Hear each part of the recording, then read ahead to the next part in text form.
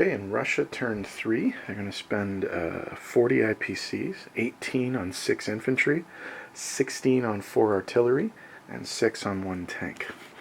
They will be declaring 3 attacks. The first attack is into Belarus, and what they're going to come in with is 1 infantry from Smolensk and 1 fighter from Archangel. They will also be attacking in western Ukraine with 1 infantry from Ukraine and the tank from Moscow. The third attack is into Bessarabia, and they're coming in with the remainder of the Ukrainian forces. So that's 2 infantry, 2 mechanized infantry, 2 tanks, 2 artillery, and 2 planes from Archangel. Now, the planes from Archangel have to go 1, 2, 3.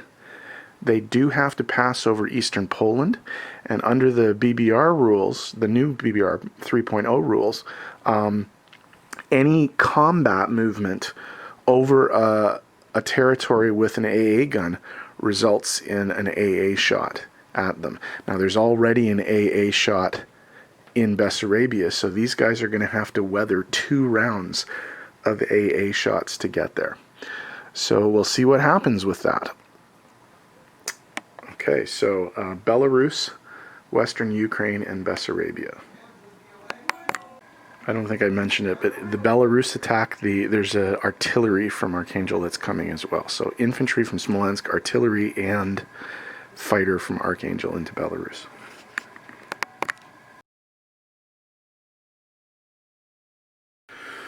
Okay, this is the battle for Belarus. Infantry, artillery at 2, fighter at 3. All misses. Seems to be the story of the game. Hit, of course.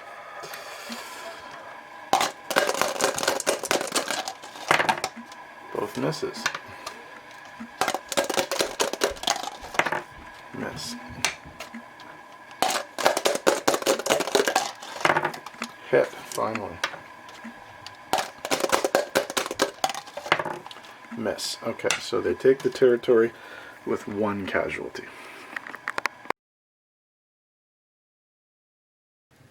Okay, the battle for western Ukraine. We have infantry and a tank. Hit! We got a hit on the first round. Tank in defense. Also a hit. So Russia takes the territory with 1 infantry casualty.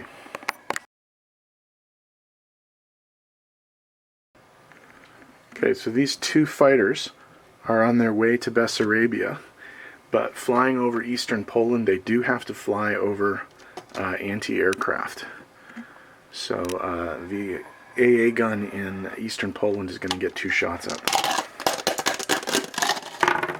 And it hit 1. Okay. So only 1 plane is going to make it.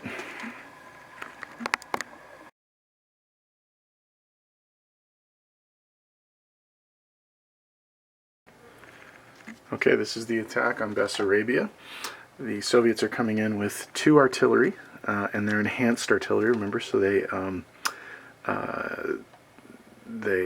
enhance, these 2 are going to enhance 4 infantry, and we have 2 infantry and 2 mech infantry, so all of them are boosted. We have 2 tanks, and we have 1 plane. We should have had 2 planes, but remember that one of them got shot down over eastern Poland on the way to the battle. So we have 2 2s for the artillery, 2 2s for the infantry, 2 2s for the mech infantry, 2 3s for the tanks, and 1 3 for the fighter. Oh, sorry, wait a minute. My bad. There is an Italian AA gun, so it gets to fire too. This would be absolutely tragic if they lost both planes before the battle started, and they didn't. Okay. Okay, here we go. So first round of attack. Pretty good. 4 hits. So they're going to lose the AA gun. They're going to lose the German infantry and mech, and they're going to lose the Italian artillery. Okay, so 3 2s and 3 3s for the tanks. 2 hits. So we'll lose the 2 infantry. All they have left is 3s. This is a very good attack so far. Okay, next round. 1, 2, 3, 4. They only needed 3, so the battle is actually over. All of the Axis forces are destroyed, but they do get to fire back. And they got 2 hits, so they're going to lose the 2 mech infantry. Actually, they'll lose 1 artillery and 1 mech is what they will lose. Okay, so Russia takes the territory. Okay, non-combat for the USSR. The fighter from the Belarus attack is going to land back in Archangel. 2 infantry from Moscow are going to be railed to Archangel. 2 infantry from Moscow are going to be railed to Ukraine.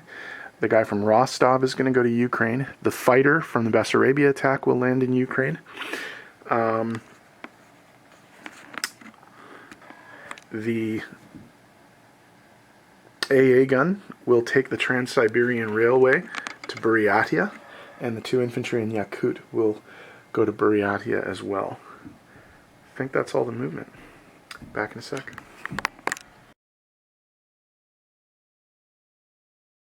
Okay, placement of new units. 2 infantry and 1 artillery are going to be placed in Archangel.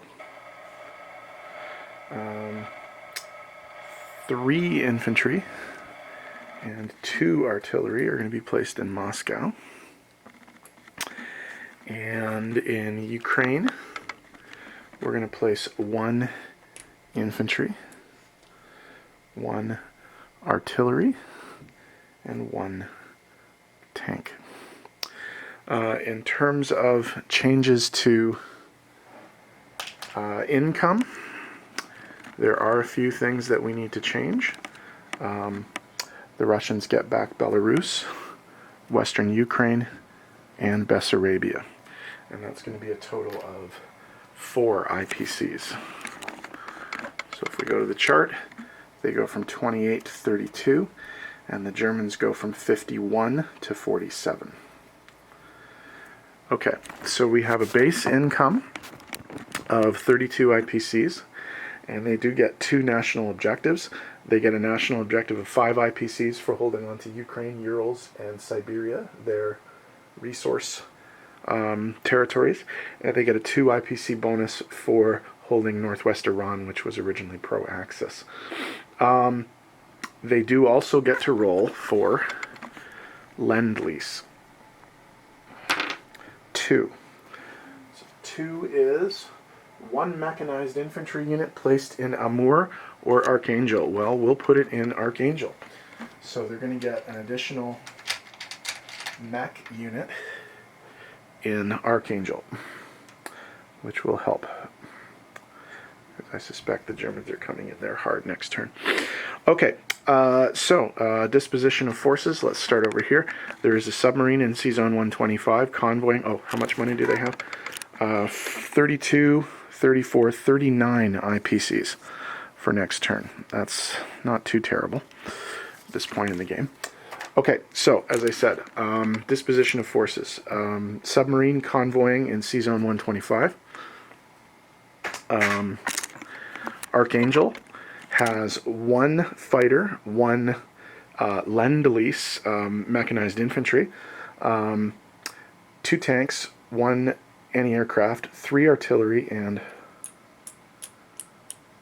8 infantry. Belarus has an artillery.